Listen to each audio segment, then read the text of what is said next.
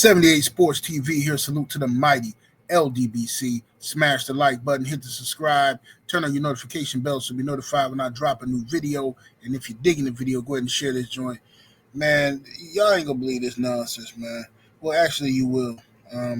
Shout out to Dreamers Pro. Shout out to my brother, Two Raw for TV. I think Ticket just did a video about this. I didn't get a chance to watch it, but I'm gonna watch it after this. Look, man.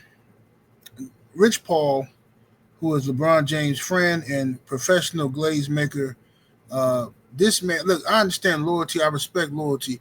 I respect riding for your homie, but trying to change history, man, trying to rewrite history to fit some BS narrative that you created is ridiculous, and it's insulting to people who were there, people who watched the game of basketball.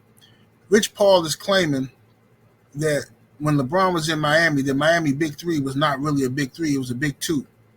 Listen to this nonsense. This man says that Chris Bosh was not a part of the Big Three. He was more of a role player. This is ridiculous, man. Bro, when that team was formed, it was called the Big Three. Chris Bosh, when he was in Toronto, before he joined forces with LeBron and had to sacrifice his game, he was averaging 24 points, 10 rebounds, okay? Leading Toronto, all right? That was his squad. He joins up with LeBron and D-Wade to make the Big Three. LeBron James acknowledged it was a Big Three. The whole time he was in Miami, he was proud to say they was the Big Three. Now all of a sudden, the years passed, Rich Paul want to come out here and say it wasn't really a Big Three. And then I see somebody in one of the chats say that it's not a Big Three. It wasn't a Big Three in Miami because for it to be considered a Big Three or to be a superstar, you have to be averaging over 25 points a game. I'm like, bro, the way these people just literally make up rules, move the goalposts. Now, according to this weirdo in the chat, in order to be considered a superstar, you got to average over 25 points a game. Okay. Well, let's look at it today. These are the leading scorers in the NBA today. Of course, you got Shai Gilgeous-Alexander with 32, Giannis with 30 points a game, Nikola Jokic. Let me scroll all the way down to see who's averaging 24 points a game. The same 24 points that that old boy was averaging, Chris Bosh. Dame Lillard of my Milwaukee Bucks is averaging 24 points a game this year. Is anybody going to say Dame Dollars ain't a superstar? Fine. What about Steph Curry? Steph Curry is averaging 24 points a game, right? Is he not a superstar, right? And Steph Curry ain't even averaging a double-double or Dame, right? What about Karl Anthony Towns? Is he not a superstar? Oh, I got one better for you. What about Ramon James? What about LeBron James? You know what I'm saying? The one you glaze for. He's only averaging 24 points a game and not averaging the double-double. He's averaging 24 and 7. So where are you getting this from that 24 and 10 is not a superstar status all of a sudden now? This is complete glaze, complete nonsense that Rich Paul is making up. Rich Paul is completely making this stuff up in order to diminish Chris Bosh's legacy and to make LeBron James look like he's something that he's not.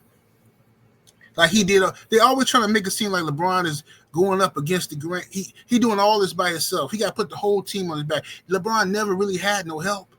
He never really had help. Now, we have to listen to all them lies when he was with Cleveland. Oh, LeBron ain't had no help in Cleveland. LeBron ain't had no help in Cleveland. Y'all know LeBron ain't had no help in Cleveland. Fine. Let's give you that. Let's just disrespect all them guys in Cleveland and say LeBron never had no help in Cleveland. To say he didn't have no help in Miami was crazy. And I even heard LeBron recently say on one of them shows, he said that the reason why they lost the first year he was in Miami because they didn't have enough help. Man, if you don't go somewhere and sit down, bro, y'all went to the NBA Finals, bro. If you make it to the finals, that means you're good enough to win the finals. You just lost. You were arrogant. You disrespected Dirk. You thought it was a game. You lost. Wasn't that 2011 with Dirk? I can't remember. I'm getting old. But y'all lost. You see what I'm saying? You were arrogant. You're disrespecting Dirk Nowitzki. Didn't respect him. Y'all went up there and y'all got cooked. And then you lost in the other finals. And then you ran off and went back to Cleveland. Y'all had plenty of help. And then on top of that, after all the glazing which Paul was doing, he had the nerve to say that in Boston, he said in Boston, Boston had a big three or a big four, because he said they had Ray Allen, they had Paul Pierce, Kevin Garnett, and Rondo. And Rondo, this, and that. Okay, well, when y'all got Ray Allen, what was that? Y'all got Ray Allen. So wouldn't that be at least a big three then? Man, it's just so ridiculous, man. It's just the level of glazing done by Rich Paul is on another level. And I know that's your friend and all that kind of stuff. Salute and all that stuff, man. But this is ridiculous. Straight up. It's ridiculous. Then I heard some other goofy stuff. My brother Rob was telling me some other goofy stuff about how over on the Odd Couple show, the Odd Fellas of the Odd Couple show, where you had what's the boy's name? The Odd Show. There used to be Chris Broussard over there with the dude and stuff. But anyway, they was over there hating on Giannis. Okay. Talking about Giannis Antetokounmpo, that the Milwaukee Bucks, Rob Parker and this other guy. It used to be Chris Broussard, now it's Rob Parker, some other guy, some no-name cat trying to make a name for himself by saying outlandish things.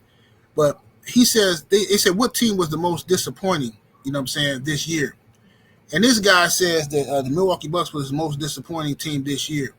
Okay, fine. The Milwaukee Bucks are the most disappointing team this year, according to you. You got right to your opinion. But to say that the Milwaukee Bucks are the most disappointing team this year, and you don't even watch the Milwaukee Bucks games are a problem for me. I have a problem with people who speak on stuff they don't know about. Now, if you just one of those media people who just look at stats, you look at the stats and stuff, the ESPN highlights, and look at the stats, and then you try to make your assessment of the game, and you don't know what you're talking about. I can't stand that, bro. I'm going to do a whole nother video about that because I want to show why these guys don't really know what they're talking about when it comes to the Milwaukee Bucks. Yes, I was disappointed in the Bucks season, but we had to face a lot of different obstacles this year, which I will get into in the video. So I'll wait. And I'll come back with a video about the Milwaukee Bucks and respond to this guy from the Odd Couple's assessment on why the Bucks were the team that let him down the most, or all this kind of nonsense. Well, I'll talk about it and let y'all know. And stay tuned for that video. Subscribe to the channel. Make sure y'all smash that like button, share the video, and turn on your notification bell. 78 Sports TV. Salute to the mighty LDBC. I'm up out of here. Deuces.